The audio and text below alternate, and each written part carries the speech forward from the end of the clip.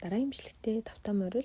За өнөөдөр би хүсэл биелэхэд хамгийн их саадуулдаг зүйл юу вэ гэсэн сэдвээр бичлэгээ хийж гэн. За бодоод үзэхээр зарим хүсэл маань маш амархан биелээд зарим хүсэл маань ерөөсөө биелдэггүй ч юм уу. Тийм зүйлүүд ингээд байгаад байдаг штэ. За тэгвэл тэр яг юунаас болсон байдгийм бэ? Бид нар яг ямар үедээ тэр хүслийг хийлээд ямар үедээ тэр хүсэл маань маш хурдан биелсэн байдаг? Ямар үедээ одоо бас хүслээ хэлэхээр ерөөсөө биелэхгүй байгаад байдгийм бэ гэсэн ийм зүйл дээр жоохон сонирхол төрөөд уншсан зүйлээ та бүхэнтэйгээ хуваалцъя гэж бодлоо. Тэгээд юуны түрүүнд бид нар өөрийгөө ямар энерги дээр тааруулахаа өөрсдөө шийддэг. Тэгэхээр яг одоо та нар маань өөрийгөө яг ямар энерги дээр ингээд тааруулсан байна вэ? Уур гомдол юм уу? Баяр хөөр юм уу? Тийм дутуу мэдрэмж юм уу? Гэл ингээд зөндөө олон гарч байгаа бидний сэтгэл зүй байгаа тий. Тэр энерги дээр хүний одоо өдөр тутмын энергийн түвшин ерөнхийдөө яг ингээд хэлбэлзээд байждаг гэж байгаа байхгүй. Хүний өөрөөс гаргадаг тэр сэтгэл зүй, сэтгэл хөдлөл ихэнхдээ биднэрт ерөөсөө өөртөө анзаарахдахгүйгээр зуршил болцсон байдаг. Жишээлбэл амархан уурладаг ч юм уу, ер нь нэг ууртай байдаг бол тэр ууртай байх зуршил болцсон байна гэсэн үг шүү дээ. Тэ гониглах, шаналах ч юм уу, юм л бол ингээд жоохон амархан гомдчих гээд байдаг ч юм уу, ингээд тэгэх юм бол тэр бас л амархан гомддог, амархан гонигладаг, шаналдаг зуршил болцсон байна гэсэн үг байхгүй юу? Тэрийг тарих автоматар одоо гониглах хэрэгтэй гэсэн дохойг биднэрт ингээд ер нь цаанаас нь өгөөд байдаг. Тэгээд хүн тэрийг зуршил болгоцсон учраас өөртөө тийм мэдрэмжийг авчдаг гэдэг юм уу. Нодны уншижсэн нэг зүйл дээр яг санаж ин одоо ингэж ярьж байхаар хүн өөртөө инээх жаргалтай байх гэдэг зүйлийг дадал болгож ингэж суулгаж чаддаг юм аа гэд тэгсэн байсан байхгүй юу. Тэрийг сонсчоод сэтгэл хөдлөлийг дадал болгоно гэж бас байдаг юм биш үү гэд яг ойлгож авчихсан байхгүй юу. Тэгэхээр инээх жаргалтай байх, одоо аль болох эерэг байх гэсэн тэр бүх зүйлийг бол хүн өөртөө дадал болгочих юм бол биднээс ялгаруулах нөгөө энергийн давтамж бас л яг л тийм болж ирдэг учраас бидний өдөр тутмын тэр өөрсдөө ямар энерги дээр байгаагаа тааруулаад байгаа дадал маань бас хамгийн чухал байгаа. Сайн давтамж дээр өөрийгөө байлгах чадаад байвал энэ маань дадал байгаа шүү дээ, тий? Сайн дадал болж өгч байгаа.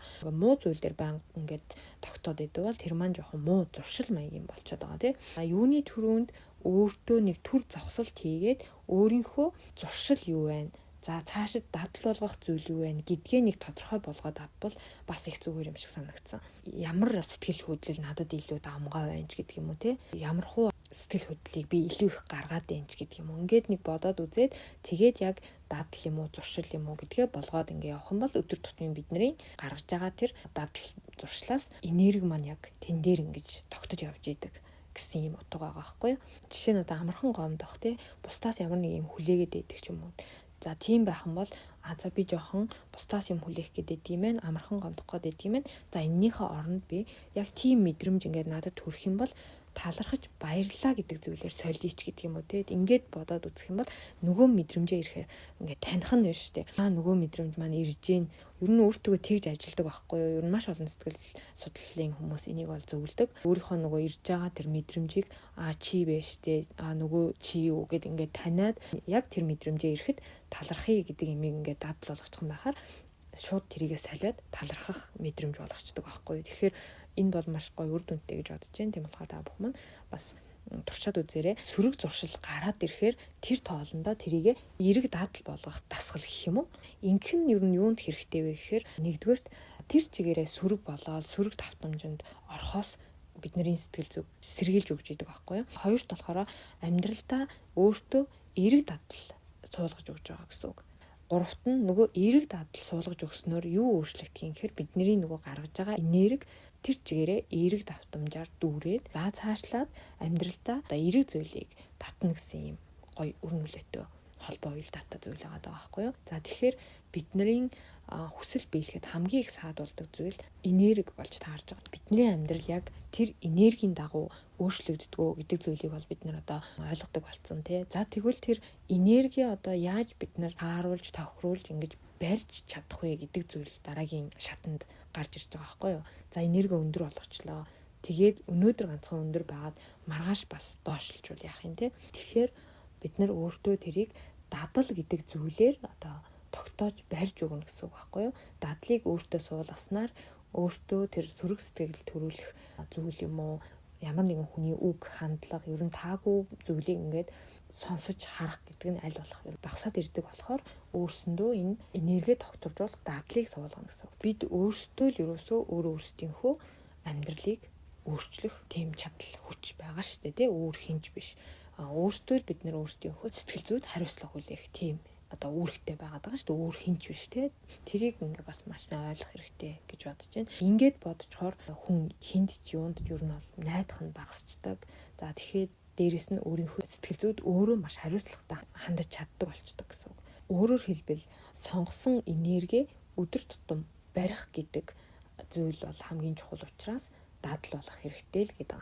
Ер нь нарийн ингээд ухаж ойлгох юм бол энерги доктортой сайн болгоно гэдэг ерөөсөө өөрийгөө зовоохоо болж байгаа тийм нэг маш гоё зүйл байгаа байхгүй. Та нарт тэгс бодогдож байна. Одоо бид нэр энерги доктортой гоё сайхан болгохын тулд өөрсөндөө зөв гоё дадал бий болгох гэдэг шүү дээ, тий. Юу гэсэн үг юм бэ гэхээр бид нэр өөрийгөө зовоохоо болж байгаа л гэсэн үг болж байгаа байхгүй.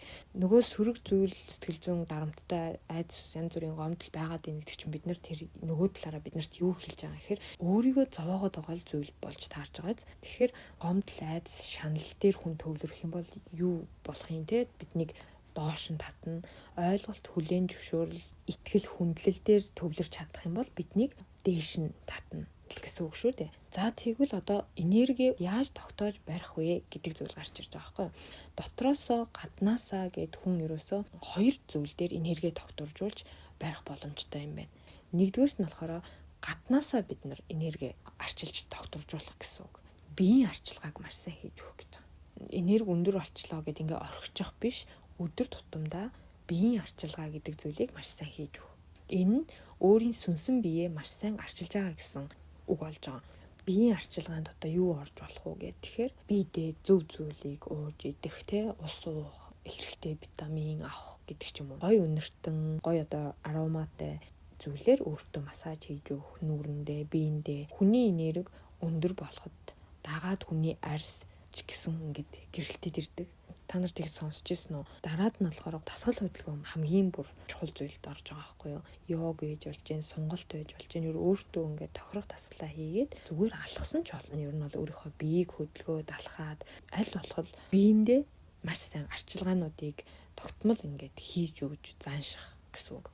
Тэгэхээр тууштай хийх юм бол бас хүний биед бол маш сайн арчилгаа болж өгнө гэж бодож байна. За хоёр дахь нь болохоор нөгөө дотроос арчилгаа гэж байгаа тий.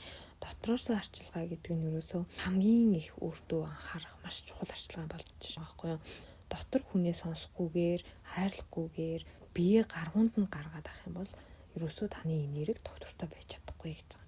Хичнээн одоо өнөөдөр маш гоё энерги өндөр болгосон ч гэсэн та ингээд өөрийнхөө биеийг дотор хүнээ сонсохгүйгээр, хайрлахгүйгээр, чухалчлахгүйгээр бие гаргуунд нь гаргаад ингээд зүгээр орхичих юм бол доктортой байлгаж барьж чадахгүй гэсэн үг байхгүй юу? Жишээ нь одоо энэ юун дээр гарч ирдэг вэ гэхээр бид нар ялангуяа жоохон тийм замбраагүй явдалтай байх юм бол тэр өөрийгөө бүр энерги маш доогуур байлгаж байгаа гэж үздэг юм байна. За тэгээд өөрийн бие сэтгэлээ чухалчлахгүйгээр хойшин тавиад орхигдуулаад байх, өөрийгөө хайрлаж чадахгүй байх гэдэг энэ өөрийнхөө үн цэнийг мэдгүй ингээ байх гэдэг зүйлүүд ерөөсөө өөрийнхөө энергийг бас маш доогуур ингэж унгааж бүр явж идэг. Дээрэс нь бидний сүнсэн бие ерөөсөө тийм зүйлд дургу байдаг гэж байгаа байхгүй юу? Ерөөсөө хүлээн зөвшөөрдөг дургу байдаг. Тийм учраас өөрийгөө сонсохгүй бол бидний сүнсэн бие бас маш гомдолтой болж эхэлдэг. Удаан тэгж явах юм бол нөгөө сүнсэн бие маань маш их гомдсоор байгаад бидний бие эдэрхтэнд нөгөө өвчин гэдэг зүйл бас үүсдэг ийм сөрөг үр дагавруудтай учраас бүр хамгийн их анхаарах зүйл гэж бичсэн байна.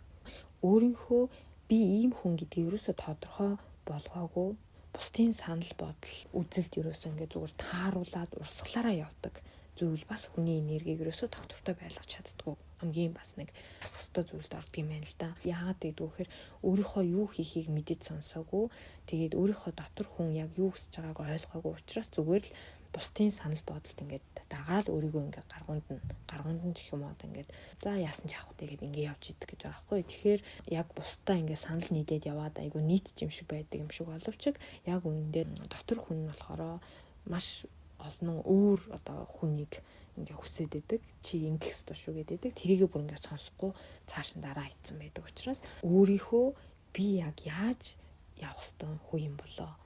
За тэгээ би яг ямар үзэл бодол дээр тулгуурлаж байх хүү юм болоо ч гэдэг юм. Одоо өөрийн нөгөө хил хязгаар стандарт гэдэг зүйлүүдийг ч гэсэн бас тодорхой болгох, би нэг ийм хүн шүү гэдгийг ч гэсэн тодорхой болгох хэрэгтэй юм бэл. жоохон нэрлэхүүн хүмүүс бас ингээд өөрийнхөө яг нөгөө дотор жинхэнэ үнэн мөн чанартай нөгөө хүнээ ингээд сонсдгоо зааш одоо яах вэ гэдэг ингээд өөрийгөө хойш нь тавиад байдаг. Энерги тогтворжуулахын тулд өөртөөгөө ажиллана гэсэн үг. Мэдсээр байж өөртөөгөө зөрчилдөөд хийгээд байдаг зүйл ч гэсэн яг адилхан байхгүй юу? Тэгэхээр гаднаасаа дотроосоо ямар ч байсан хүн өөртөө тогтмол ингээд хийгээд сурах юм бол энерги ямар ч байсан тогтоож барих боломжтой гэж байгаа байхгүй юу?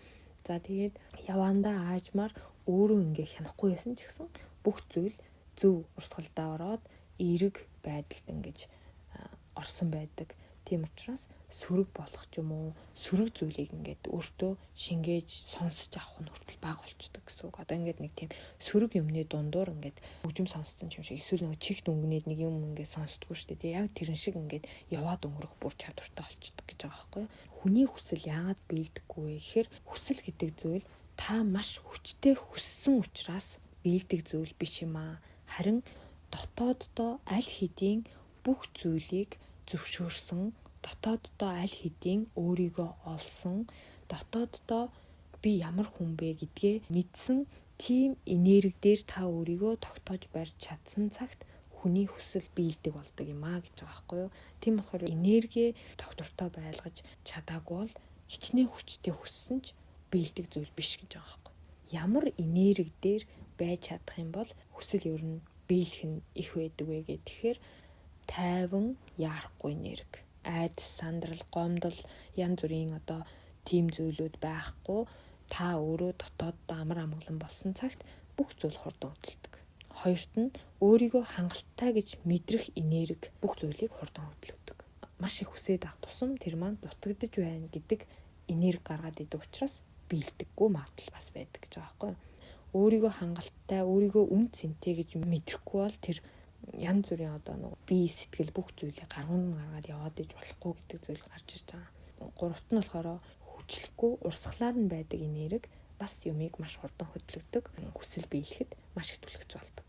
Юмыг одоо хин нэгнийг хизээ яаж гэдгийг хянахгүй. За тэгээд дээрэс нь болохгүй байгааг болохгүй байна гэж хүчлэхгүй алдаа гэж бодохгүй те би хийх зүйлээ л хийн үлдснийг нь харуу ертөнцид даатгах гэдэг тэр нэг уужуу бодол. Тим энерги гаргаж байгаа үед бол хүний хүсэл бол маш амархан биелдэг гэж байгаа. За тэгээд дөрөвт нь болохоор өөрийн үн цэнийг мэдэрдэг энерги. Түрүүн хоёр дахьтаа бас төстэй байна те өөрийн үн цэн би хангалттай гэж мэдэрдэг энерги бол ертөнцөөс авах тэр зүйлийг хурдан хөдөлгөж хурдан биелүүлж өгдөг гэж байгаа байхгүй. Тэгэхээр надад тохирохгүй зүйлд, надад тохирохгүй ажилд ч юм уу те надад тохирохгүй хүнд би ерөөсөө тисэж твчих ёсгүй. Надад бүр хөөх гэж бодогдсон нэг өгүүлбэр гарч ирсэн. Тэгээ энийг би та бүхэндээ хэлье.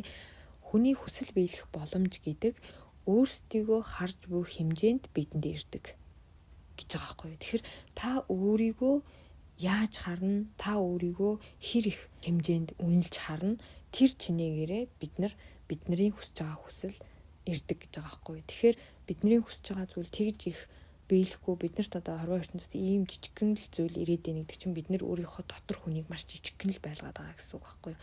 Үнэлэхгүй, үн цэнэгүй, хангалтгүй гэдэг юугаар эсвэл ингээд маш гаргуунд нь гаргаж өөртөөхөө энергийг одоо алдаж ингэж байж байгаа гэсэн үг байхгүй юу.